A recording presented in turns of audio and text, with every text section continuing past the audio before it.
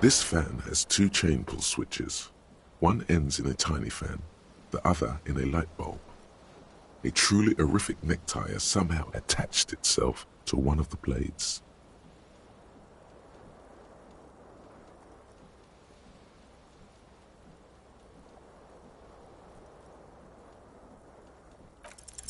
You swoop up and catch the tie. Snap! It's released from the blade. What you have in your hand is a truly hideous necktie, with 4 or 5 different patterns. The knot reminds you of a noose.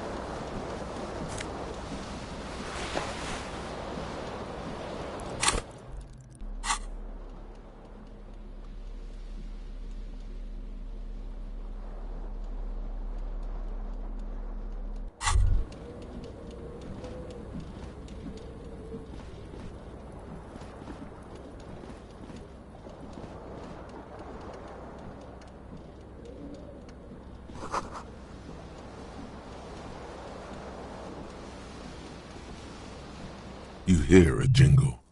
Keys are clinking in the pocket of your flare-cut pants. It says "Whirling in Rags" on the aluminium key ring. There is a single key on the ring. The number 1 is etched on it. It should open the door. The Whirling in Rags is a hostel cafeteria on the urban coast, frequented by dock workers.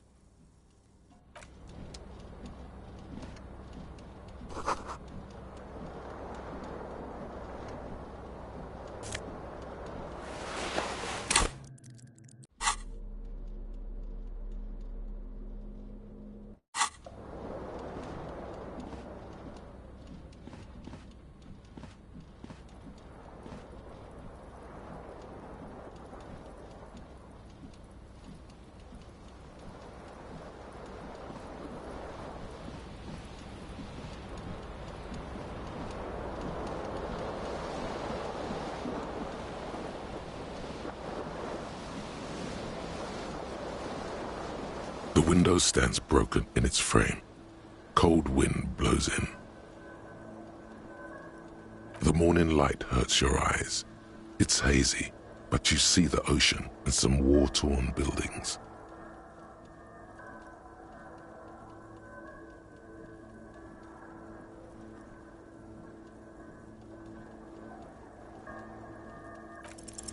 The shards face outward. Whatever broke this window came from the inside.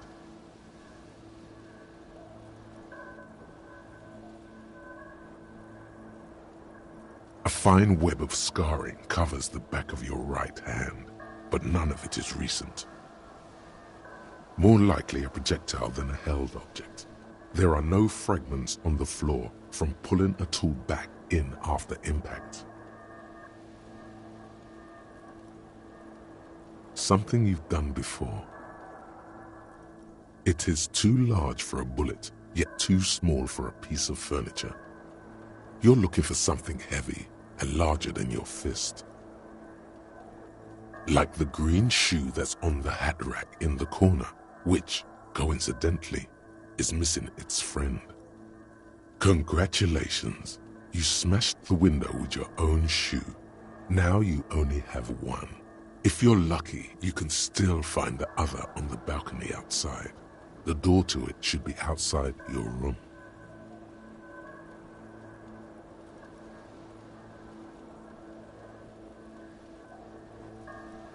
You mean someone else took your shoe off and smashed the window with it?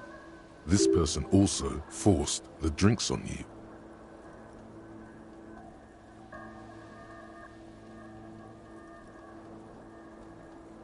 A cool wind gushes in. Your toes curl up from the cold.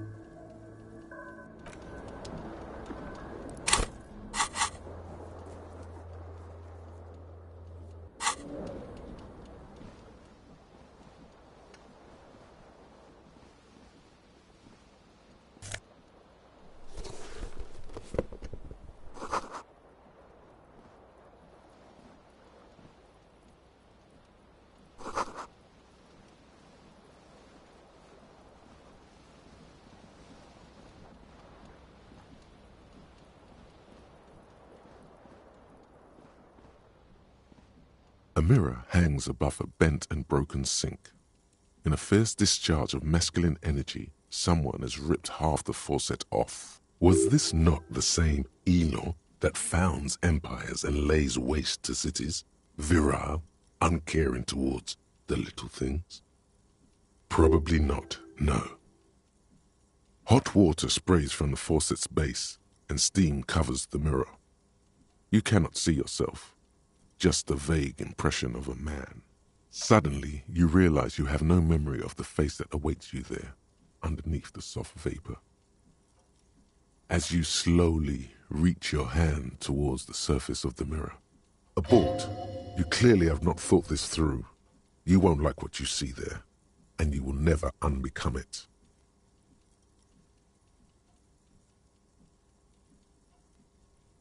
Yeah, there is definitely something wrong with it. Where to even begin? There is the bloatedness, then the swollenness. It's like there's an upholstery of alcohol underneath your skin. It's not. It's swollen and snail-like, wriggling between your fingers. Bet you are. Your nose feels like a small balloon in the middle of your face. It hurts when you honk it. It doesn't appear to be a particularly tiny nose either. Not with all the drinks it's absorbed for you.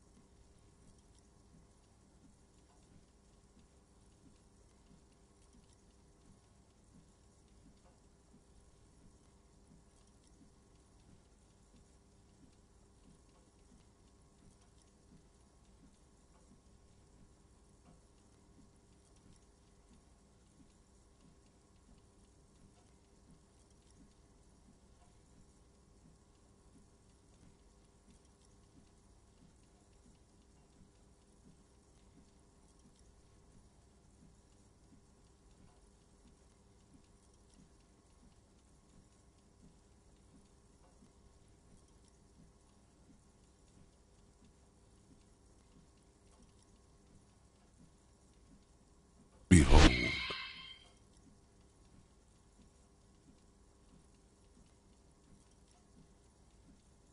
You have no idea who this thing is, do you?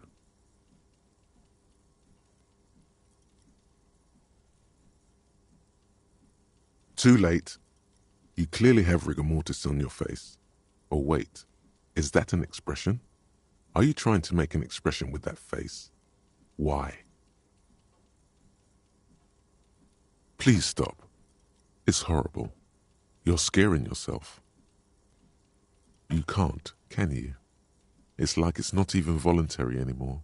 You have worn that grin into your face, and now it won't come off. What does it even mean? What is the emotion you're trying to convey?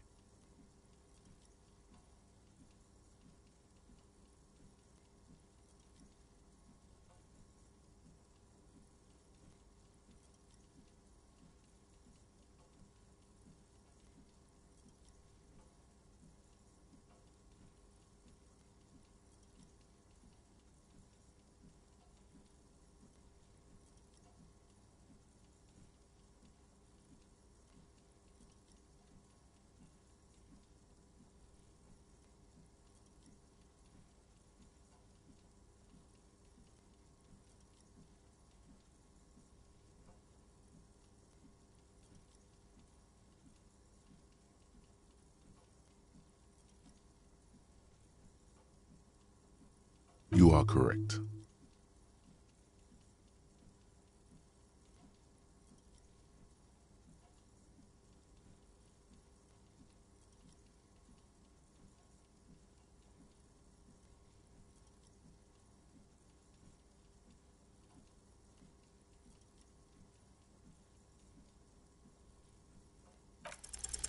It belongs in the new, the third decade of the current century.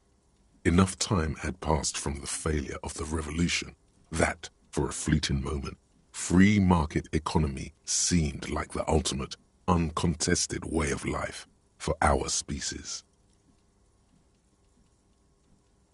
Things were good. It was smooth sailing. People made gold and champagne-tinted interiors and facades to suit the times, calling this the new style. But more importantly, disco happened. For Revachol, your city, that meant only one thing: Guillaume Lamillion. If it doesn't rhyme, you're not pronouncing it right.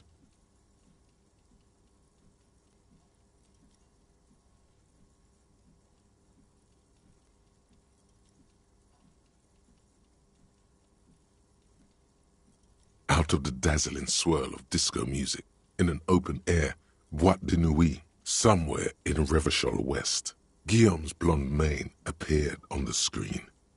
He sang some bullshit. Then he made the expression.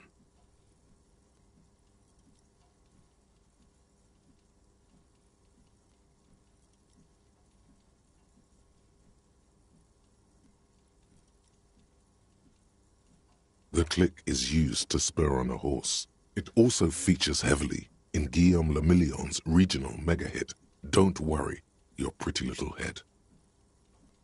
Everyone loved it. Maybe you thought some of the stardust would rub off on you. Maybe it did. Either way, it's all gone now. Only the grimace remains. Some 20-odd years. There is a vast ocean of time between right now and the expression. Looking good on you, or anyone. Humanity has run aground in that time. It's a different world now. The expression is a relic. You have some understanding of the near history of disco. The rest is darkness, aside from the useless fact that the motor carriage outside was a Caprice Canema. It doesn't have to be. You can swoon over Guillaume and his champagne-corked smile whenever you want to. Maybe some of the stardust will return.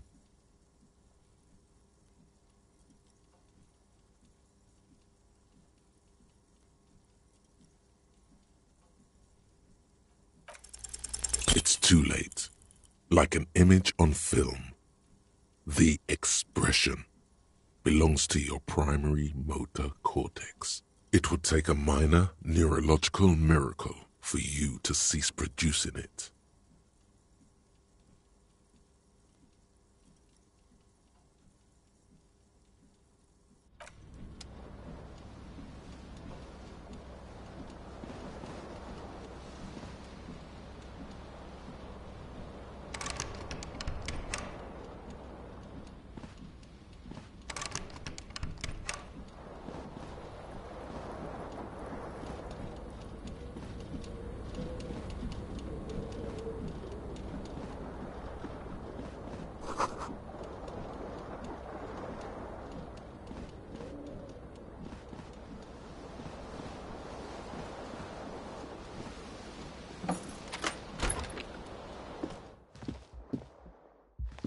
Hello, officer.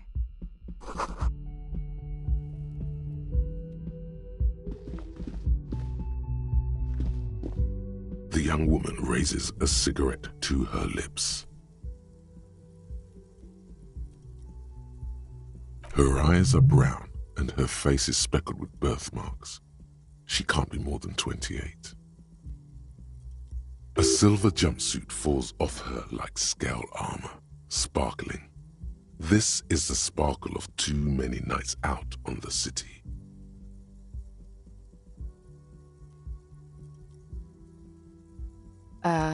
No.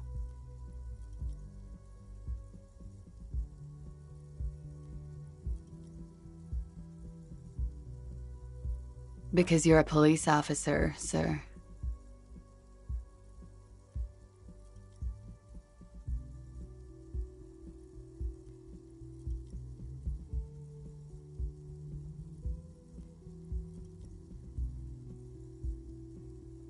Okay, cool. I won't.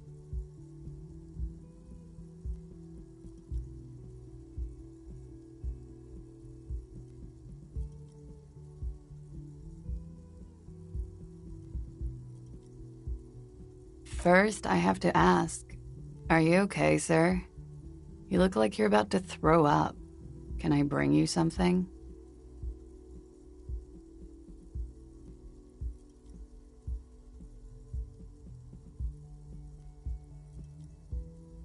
She's right.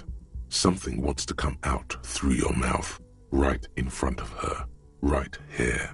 It makes you put your hand on your stomach and swallow. Sir, you've been here for 3 days. On official police business, no less.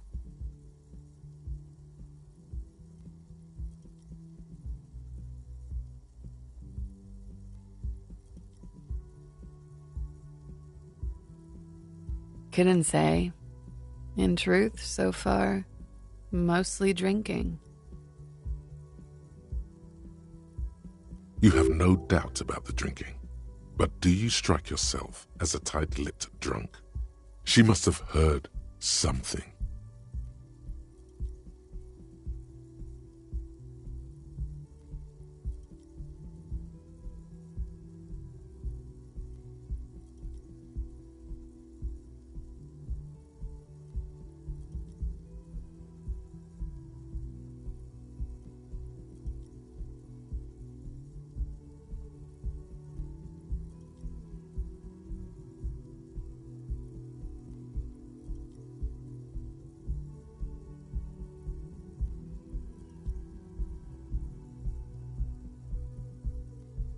Don't be so harsh on yourself. They let almost anyone be a police officer.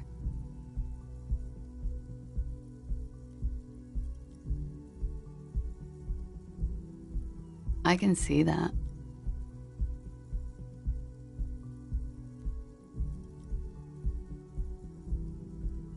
Could it be because of the drinking?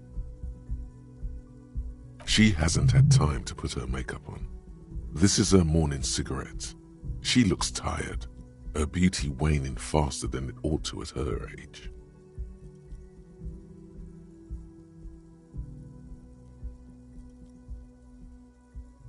She nods.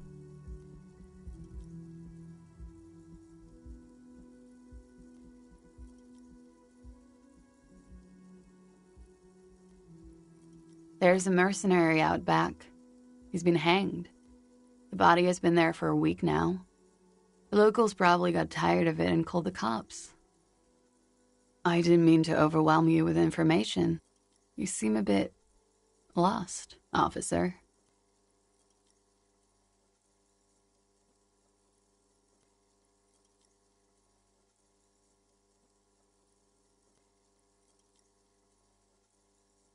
Of course. Be careful, officer. They don't like the police around here. Something stirs in you as she's about to go. Call it an instinct, a need. The need to ask questions. It's like you said the words 1,000,000 times before. She looks back at you, a light glinting off her eyes. Yes. The dock workers are pretty cocky. They think they're police enough. At least here on the coast. I can't say about the rest of the city. You're in a hostel, sir. We are in Revachol. Revachol is the disgraced former capital of the world, divided into zones of control under foreign occupation. Half a century after a failed world revolution, she is central to our moment in time.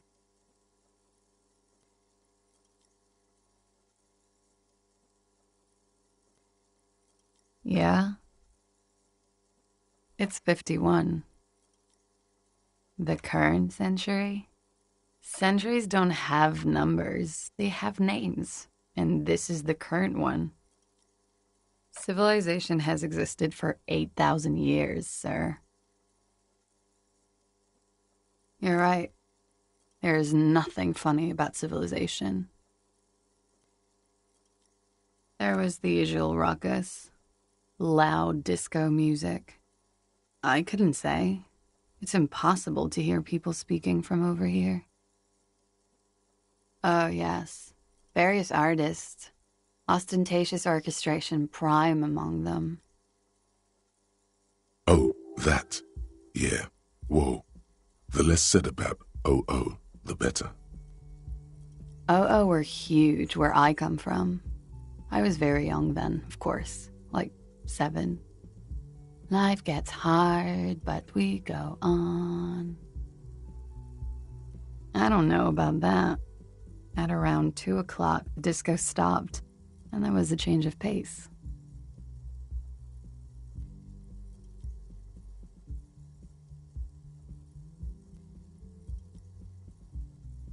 A slow, sad song started playing, like organ music on repeat. That went on for quite a while. Some of the time, you were yelling along to it. That it doesn't matter anymore and that we're alone now, it was difficult to tell. The song itself was very quiet and soft, but you sounded like a winded boar, sir. It was hard to understand what you were singing on top of it. Yes, it was very cool. It's impossible to say whether she's being sarcastic or really means it. Then you started screaming and trashed the place.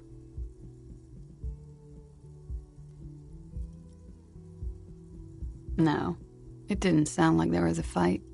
It sounded like someone was trashing their room. A window was smashed.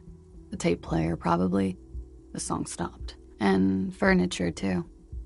A real destructathon. There was screaming. Then I think you passed out.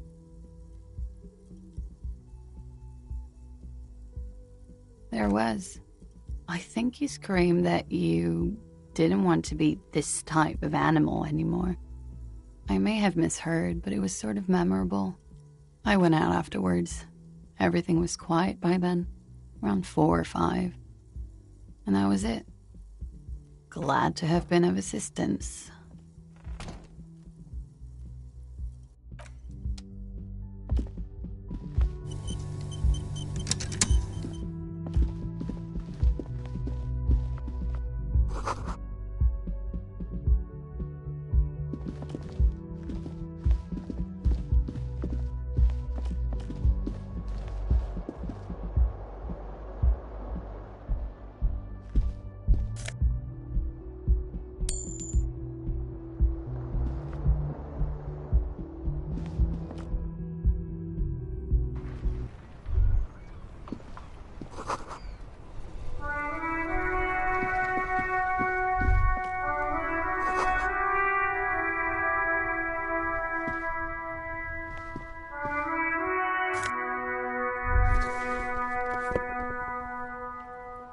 There they both are, 2 identical shoes, both copiously green and indiscriminately snakeskin, reunited on your feet, like 2 baby crocodiles.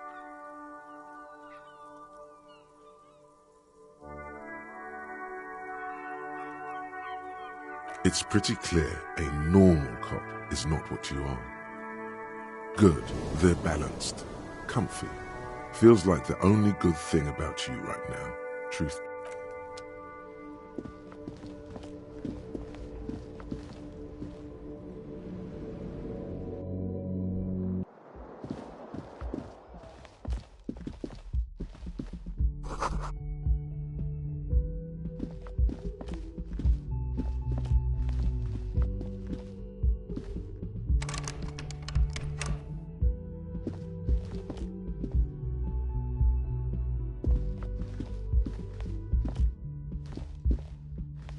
The door is closed.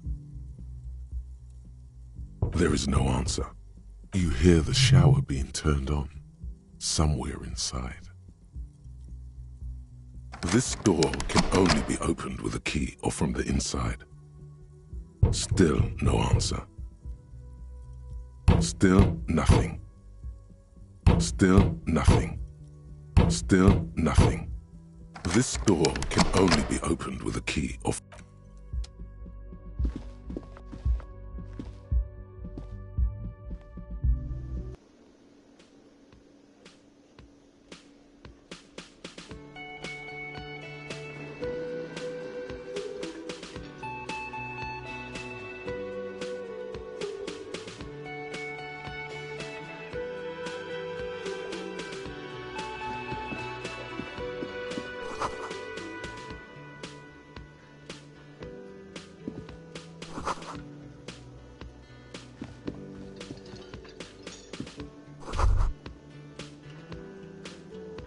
You should totally sing karaoke here, the first chance you get. Your emotions need to be expressed. People need to know your vast, oceanic soul.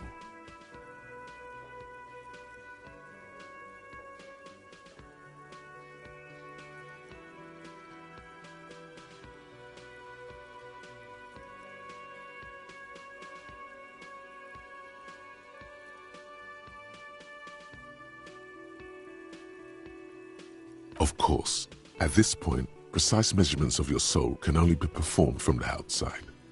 It needs to be heard. Through a PA system. By other people. You should sing the sad, slow song you were listening to last night. Thought it was obvious.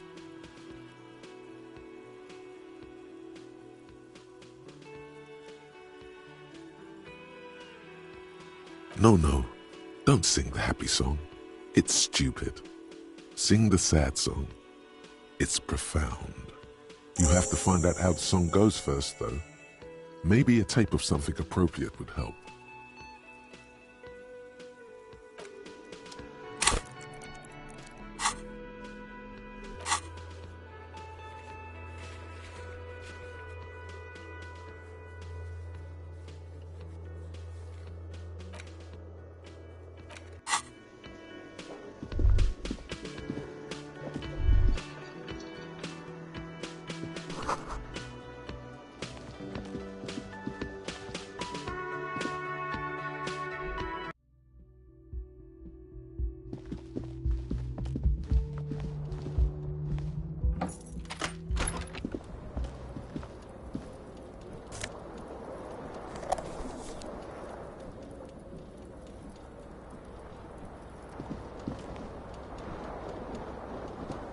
The fan is spinning. The blades come squeaking to a halt. A terrible mistake. Turn the lights off immediately. You can practically feel the photons burning a hole in your brain. Your eyes burn with photosensitivity. It's not good.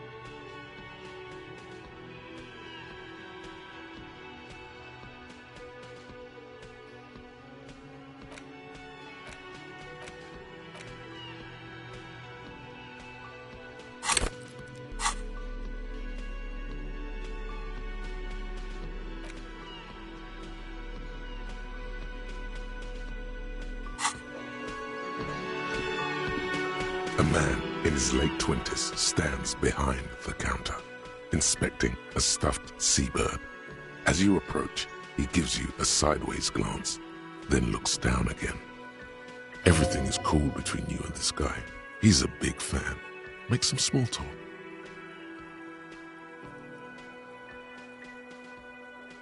No, I'm not the bartender. I'm the cafeteria manager. He's very animated all of a sudden. This seems like a touchy subject.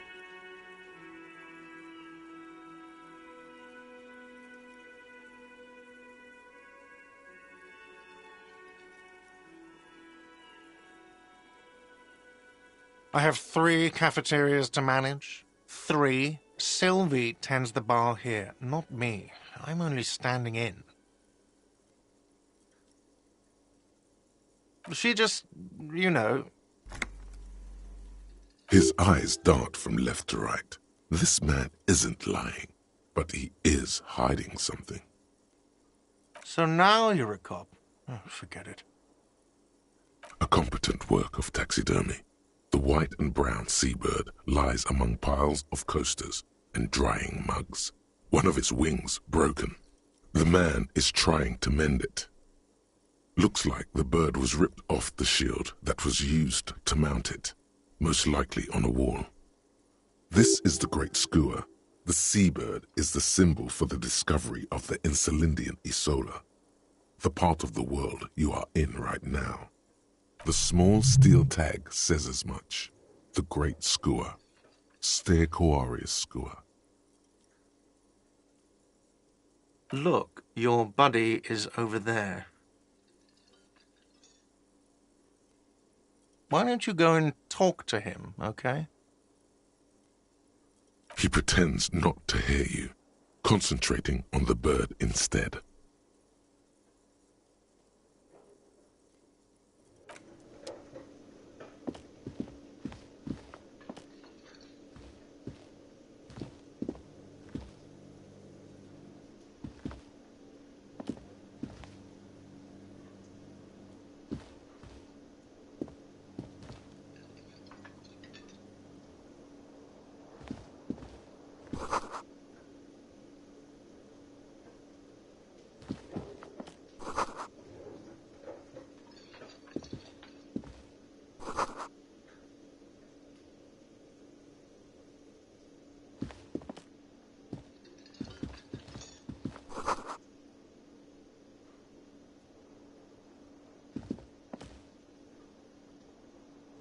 Hello, sweetie. You shouldn't keep your colleague waiting.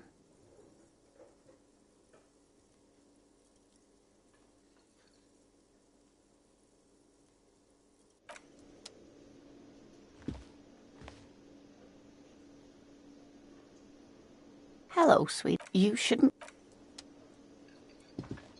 A bespectacled man in an orange bomber jacket is tapping his foot on the floor. Looks like he's waiting for someone. You. As you approach, he narrows his eyes and extends his hand in greeting. On the sleeve of his bomber jacket, as well as on its back, are the same enigmatic white rectangles as on your blazer.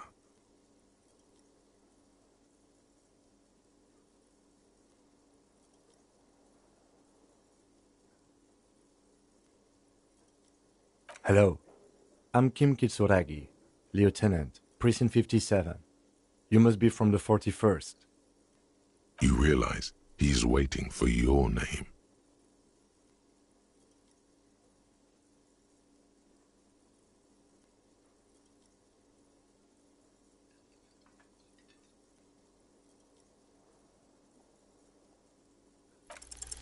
Concentration makes you squint your eyes. Your name should be deep gold and orange, like a forest fire looming on the horizon, but mixed with the stench of liquor rising from your breath.